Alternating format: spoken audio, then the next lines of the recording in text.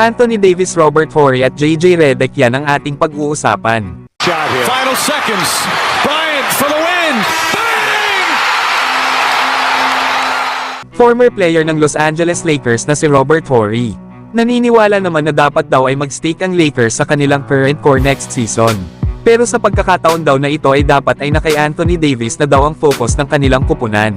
Na kung saan ay sinasabi nga dito ni Robert Horry na dapat ay magpabaya na itong si LeBron James dito kay Anthony Davis at ganun din daw dito kay Austin Reeves. Kaya para pa kay Robert Horry ay sino ba daw sa NBA sa ngayon ang kayang mapigilan itong si Anthony Davis? Yan nga mga idol ang mga sinabi ng former player ng Los Angeles Lakers na si Robert Horry. Pero mga idol mukhang malabo na itong mangyari considering na pangalawang pagkakataon na ito ni D'Angelo Russell sa Lakers. Alam naman natin na nag-struggle ito sa kanyang opensa pagdating ng playoffs. Na dito ay sapat na sigurong basehan ito para hayaan or i-trade na lang ito ng Lakers gamit ang sign and trade. Lalo at ngayon ay usap-usapan na itong si Trae Young ay malaki ang possibility na i-trade na ito ng Atlanta Hawks.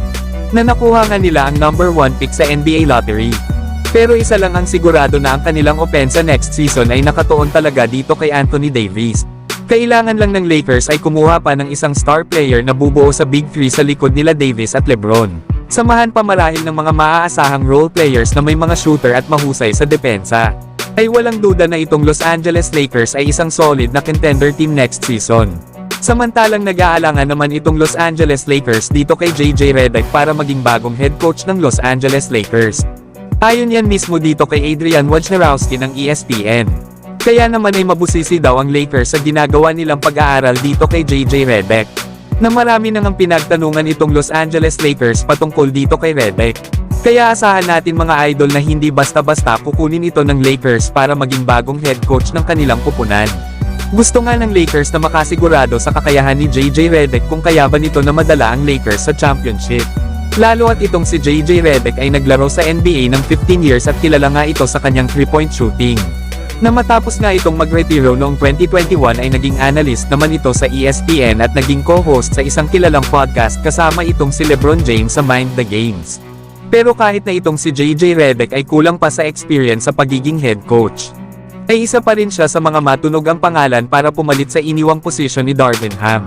Isa pa ay comfortable si LeBron James na makasama si JJ Redick na maganda nga ito sa kanilang kupunan. Na magiging madali na nga lang para kay LeBron na sabihin ang kanyang mga gusto at opinyon dito kay JJ Redick lalo at kasama niya nga ito sa kanilang podcast.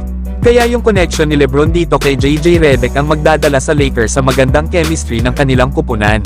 Pero depende pa nga rin ito kung gagana ba ang game plan at mga strategy ni JJ Redick kung sakali na siya ang magiging bagong head coach ng Los Angeles Lakers. Pero kayo mga idol, gusto nyo ba na si JJ Redick na lang ang kunin ng Lakers kapalit ni Darvin Ham?